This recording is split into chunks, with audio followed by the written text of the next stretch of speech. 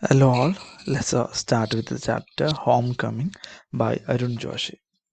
This is from the module 2 short fiction from the book Appreciating Fiction.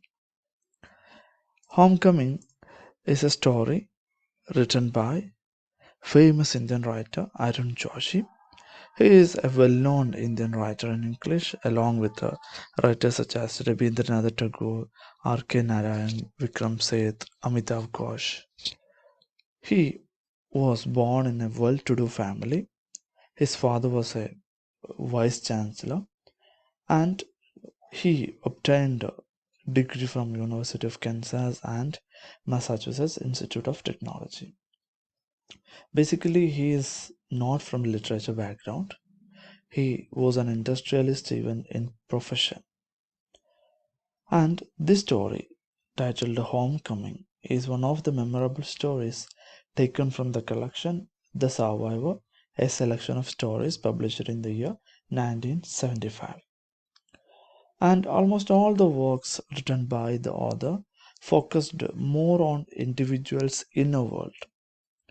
It means that his focus or his ideas are mainly the inner conflicts of the protagonist, other than the story or other than the societal experience. And due to that reason, his protagonists are known as outsiders or foreigners who make a desperate attempt to find meaning and purpose of their existence. His protagonist, in the case of the strange case of Billy Vicious, also it happens. The protagonist searches his existence. What's the meaning of their life? Such was the theme or central ideas of Arun Joshi's works.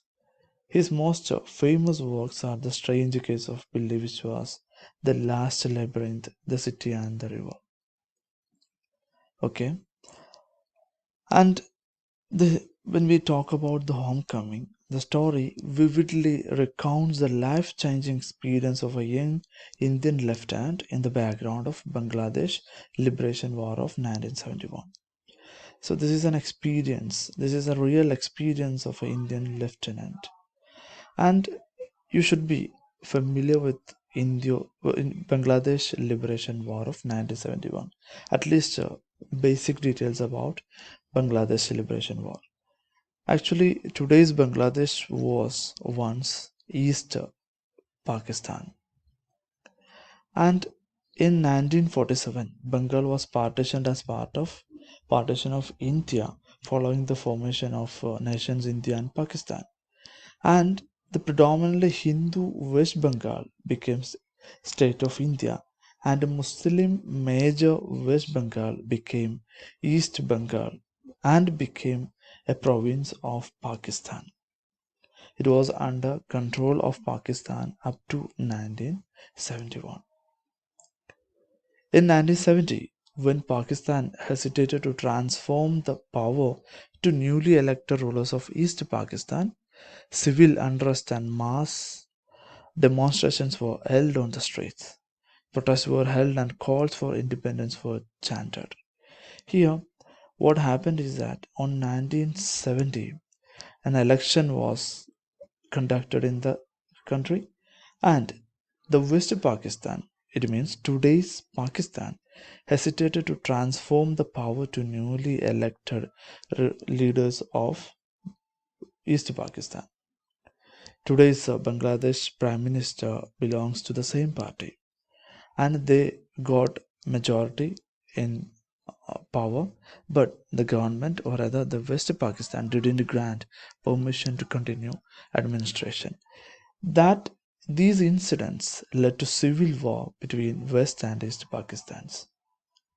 Later, when it affected India also, because those two Pakistan comes, or rather they are divided by India. The Pakistans are divided by India, and we were also affected. We Indians were also affected, especially the people of West Bengal, today's West Bengal.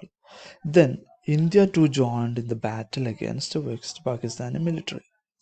Finally, East Pakistan became the independent state of Bangladesh in the year 1971. So, what you have to remember is that it was between two Pakistans, but India also took part in the war.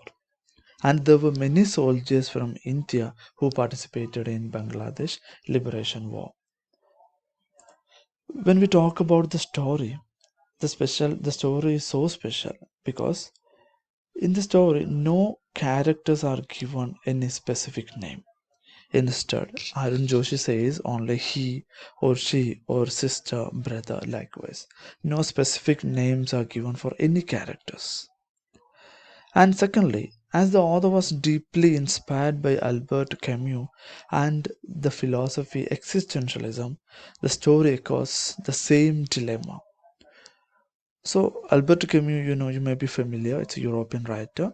He concentrated, or rather, his central idea was existentialism or nihilism, absurdness. Here, what is existentialism? Understanding existentialism is essential for understanding of the story because existentialism is one of the famous philosophies of the world. It's a philosophical stand where we find problems with the existence of human being, and it tries to find a meaning for human existence, and it centers on lived experience of thinking, feeling, and acting individual. It means that what is the aim of human life, what is the purpose of human life is still not defined. So existentialism questions or raises such a fundamental questions regarding human life. What is our motive in our life? Likewise, such fundamental questions are there in existentialist philosophy. You can just Google about existentialism if you want to know more, but understand it is related with the existence of human beings. And when we talk about the story moves through the thoughts of the protagonist and his attempts to find meanings for life. And you can't see plot or incidents in the story. Instead, it it moves forward through the mind, or rather mental feelings of the protagonist. Instead, actions. He is not able to find a meaning for what he does, what people do in his society. That is what happens in the story. There is no a specific cause of action in the story. So understand what is existentialism. It's a philosophical stand where the existence of human being is questioned. Thank you. Let's discuss the story in next slide. Thank you.